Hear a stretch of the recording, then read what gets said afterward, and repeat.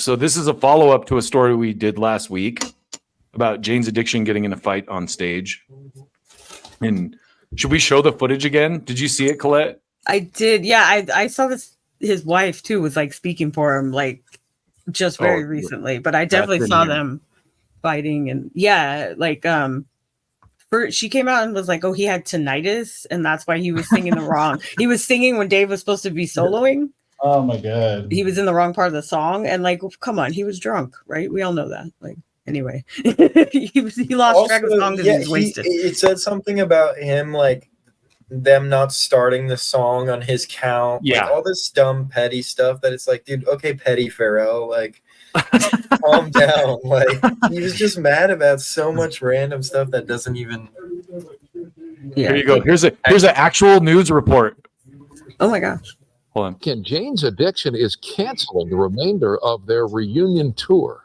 Look at this guy. He like checked him. On social Dave media, Navarro the band looks says legitimately shocked. He's like, "What the fuck are you doing, dude?" Away as a group. So that's Last a roadie. Friday, frontman Perry Farrell threw a punch at guitarist Dave Navarro during their Boston show.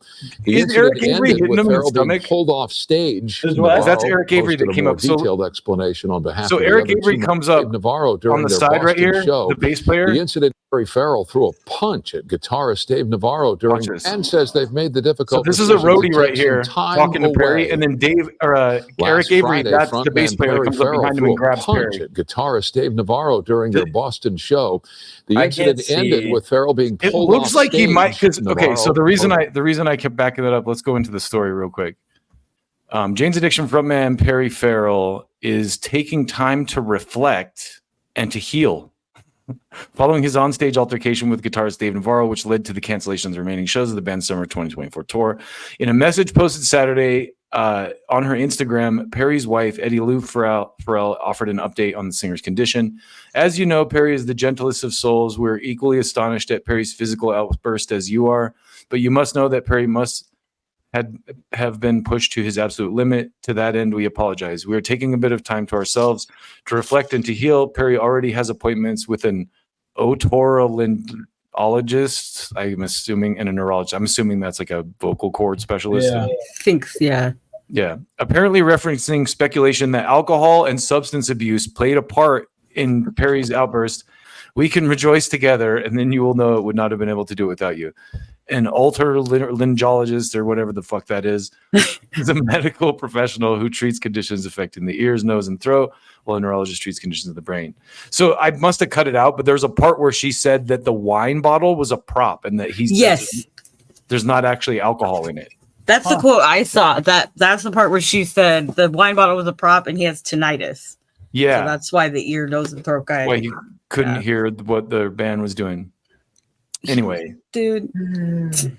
Chill out, bro. So no one is buying that. Yeah.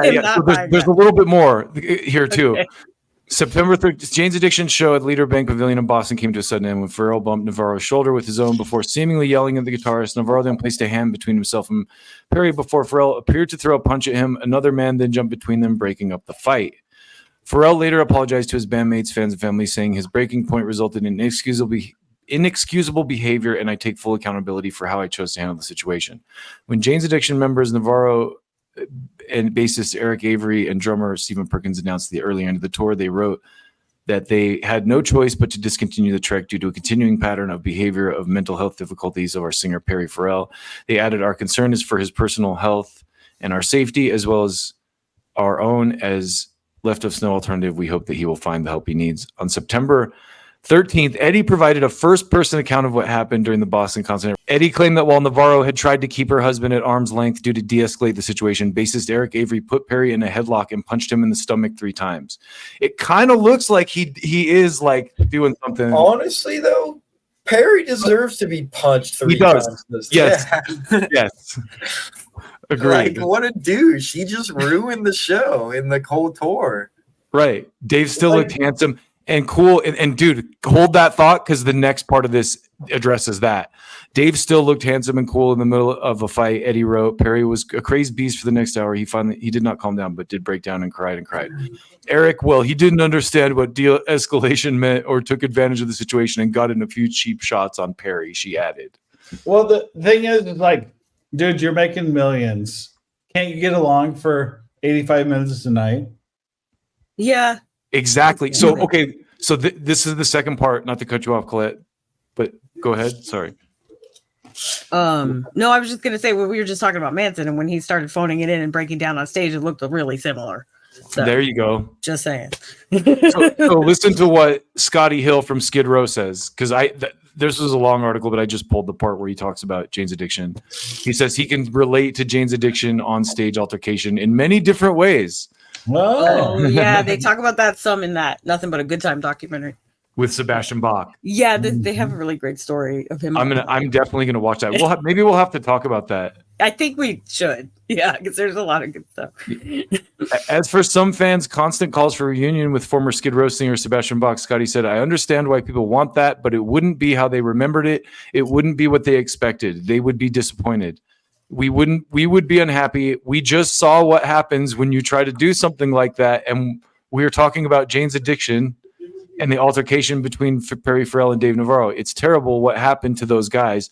I feel terrible for them, but some reunions maybe shouldn't happen. I don't know. And there's just a lot on the line. Their whole, I mean, those guys, boom, just like that. Okay, you're out of work. That's affecting a good amount of people and affecting their families. It affects the band, the people that put the tours together. The average fan doesn't understand how many parts there are to make this thing happen. So yeah, it sucks what happened with that whole thing, but I hope everybody comes through healthy and back on their feet. When I saw that go down, I could relate to it in many different ways, many, many ways. I've seen both sides of that coin. So yeah. All I have to say is Guns N' Roses. Fucking Axl, man. Yeah. They're getting along fine, and we all know the Axl was gonna. I never understood because I think we did a piece about Faith No More and how Faith No More used to shit on Guns N' Roses. Like there was like a long-standing like kind of a beef between Faith No More and Guns N' Roses, and Axl actually liked Faith No More and put them on their tour because he liked their music, and Faith No More just like relentlessly fucked with him. Oh, like Nirvana. Yeah, Nirvana too. Kurt and Courtney. He invited them on tour too, and they acted like he was dumb. And yeah, but he deserved it too, because and I never understood why. I was like, why does Faith No More hate Axl so much? They gave him. He kind of like, and then it's like, oh, because Axl was a prick. Like he would, he'd like wait for 2 hours to come out on stage. Right, he's like, Axl. I come on stage when I feel That's like. What I'm saying, like he's just being Perry Farrell's just being very petty, and he's getting and.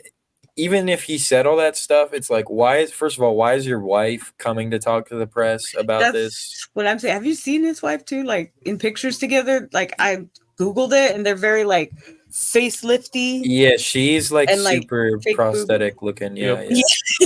That's a good way to put it. It's like very, just so Hollywood and kind of icky. Yeah, they're definitely Los Angeles. Well, and this guy brought a great. He's like, I'm more sad I won't see Love and Rockets. That's another aspect of it. Did they cancel the whole tour? I thought Yes. Love and Rockets still got to. They canceled the entire tour. Yeah, that does suck a lot. Yeah, because dude can't handle his shit. Exactly. Like I said, like you said, like Axl seemed like one of the biggest divas on earth, and then he managed to, get healthy, get on some Wellbutrin, and get on the damn road. Well, as if you're a musician and you're a professional musician, like you were telling me that story, Dad, one time about the Finch guitar player freaking out about his guitar messing up, and it's like if something like that is happening on stage, instead of it just makes everyone knows. Like he could have just played it off. No one would have known. Like, wouldn't be real fans who know the song, sure, but it's like it's still Jane's addiction. Like, right. Just roll with it. Yeah, exactly. You get an in-ear for the next concert or something. Like, I think Dave Navarro posted some quote from like Walt Whitman or something afterwards that was like. It's better to just let something die and grieve than to like try to keep it alive when you know it shouldn't be type thing. But yeah, I saw that too. They played. I saw them. It was like 2008 now. where I thought they still sounded really good, but that wasn't that far after they like broke up. But I was kind of good on it after that. Like, you know what I mean? Like, I was like, okay, I saw Jane's Addiction, that box is checked. I got to see him open for Nine Inch Nails, actually. I mean, I didn't get to see them. I got there late and I missed Jane's set. I heard them playing outside, but they toured with that. They did that Nine Inch Nails. It was way back when they came back. But I don't think Eric Avery was with them. It was just Dave, Perry, Steve, and Chris Chaney, I think. The Ninja one? Yep. Yeah, that's the one I went to. It was like 2007-ish. Yeah. When Irvine Meadows still existed? Yeah, it was. I remember it was outdoors. So, yeah, probably. Yeah, I went to that for sure.